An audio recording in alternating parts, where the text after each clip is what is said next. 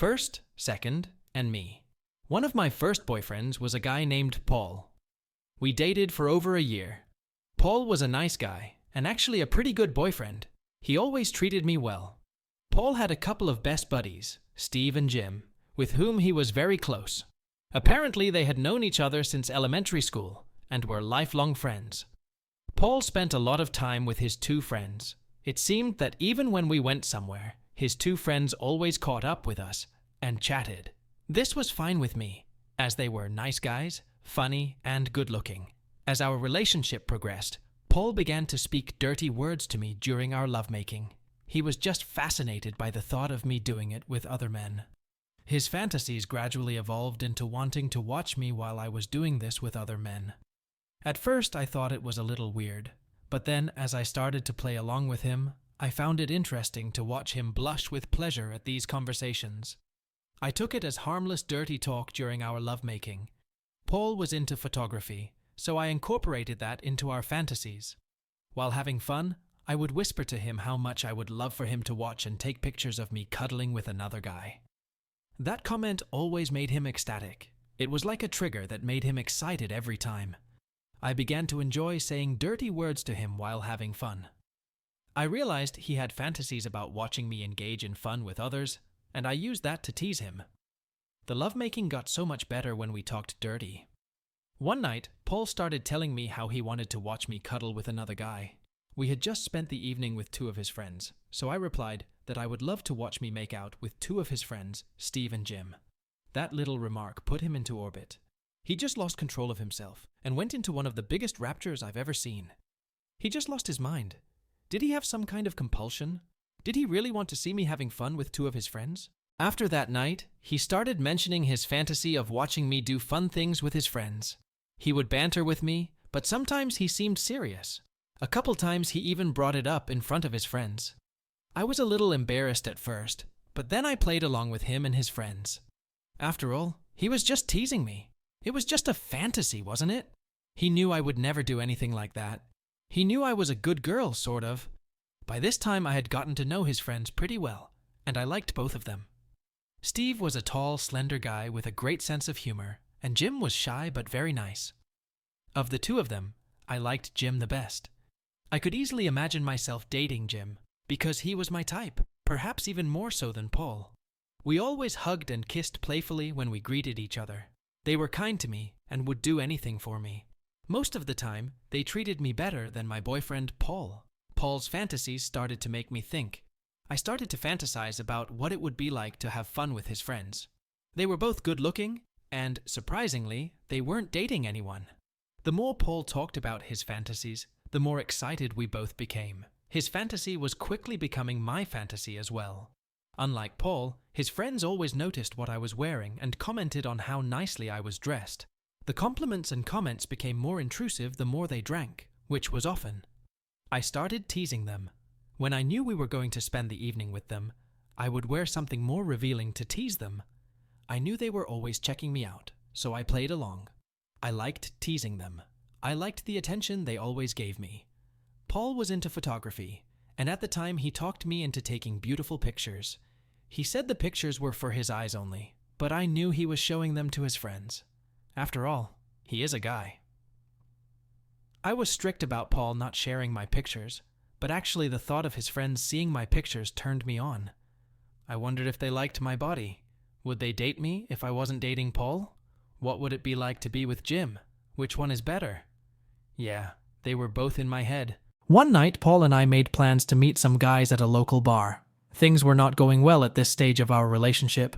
Paul was getting a little boring, and I was starting to consider dating other men. I was also enjoying going out with his friends more than Paul, particularly Jim, who I was starting to like.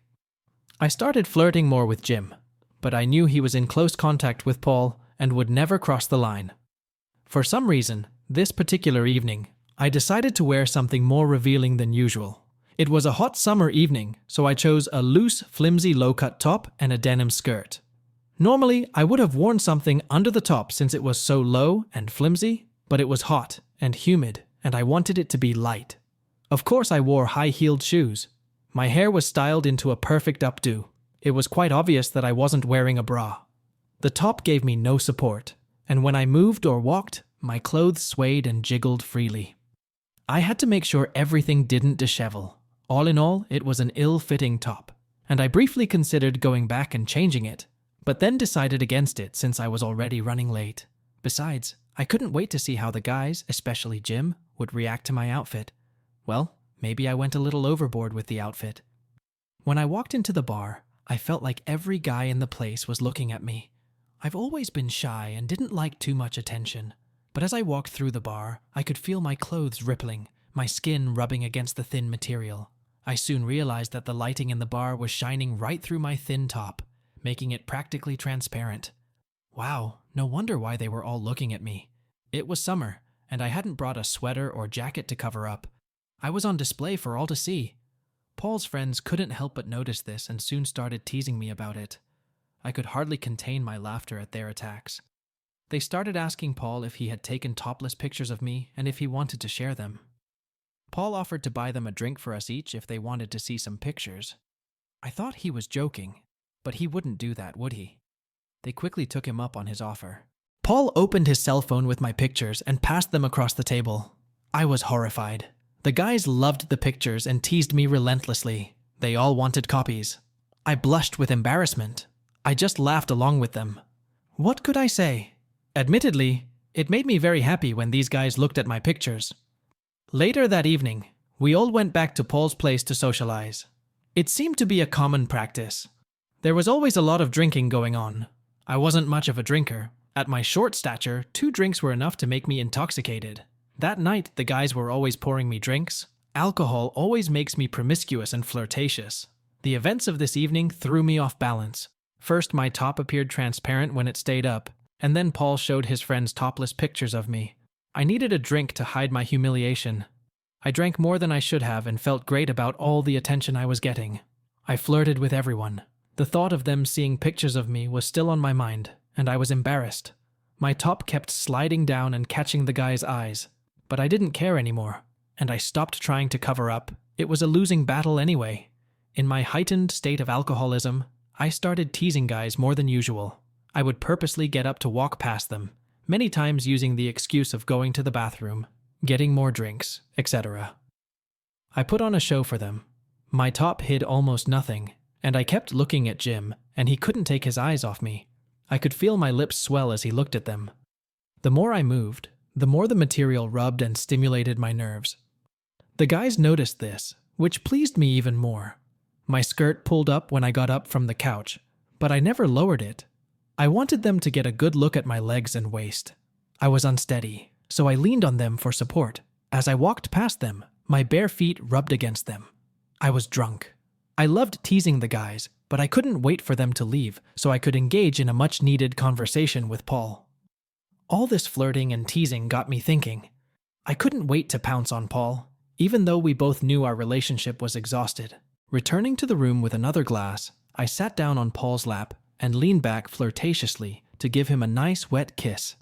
I knew the guys would love that. As I kissed him, he wrapped his arms around my waist and pulled me closer. He gave me a long, lush kiss while running his hand down my top. I hadn't expected that at all. I giggled, but he didn't let me off his lap. Paul slipped both hands into my top and began to hug me. My flimsy top was open, barely covering my body. I tried to pull my top up. I struggled until I noticed the stares of his 2 friends. That shifted my attention. How cool was that? I immediately stopped struggling and gave in. I was still lying on Paul's lap, so I just rested my head on his shoulder and gave myself away while he continued to kiss and caress me for his friends to see. I felt intoxicated, but at the same time very happy to be exposing myself in front of his 2 friends. In the next instant, Paul yanked my top off and threw it at his friends. It took me by surprise because I hadn't expected this. I was sitting on his lap, topless in front of his 2 friends. I tried to cover myself with my arms, but he just grabbed my arms and held me down so that his 2 friends could see. It was pointless to fight. After all, my body had been practically naked all evening as it was. I decided to just pretend to be drunk, which I did. I closed my eyes and collapsed. Suddenly, I felt numerous hands groping and squeezing my body. Oh my God, what was happening? I never imagined they would touch me. I thought it was just a show, a tease. I opened my eyes and saw that his friends were enjoying my body while Paul was holding me on his lap, showing off to his friends. I began to bask in the approval and pleasure as they touched my entire length. Paul then removed me from his lap and placed me on the couch. Was this really the end? I felt a cascade of arms around me. I saw Jim and Steve lean over me and grab me. I marveled with pleasure as they ran their hands over me, exploring my body. I was enjoying this more than I could have ever imagined. I arched my back to give them permission and ease their pleasure.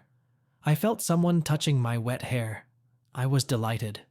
Everything was happening fast, and I remember thinking, I hope Paul doesn't stop this. How far is he going to go? At that moment, I lost all control of myself. I was breathing hard and felt my body shaking with desire. Fingers slowly and easily entered. And then I had to cut some part of the story because of YouTube rules. The full uncensored version you will find on my Patreon. But for now, let's continue.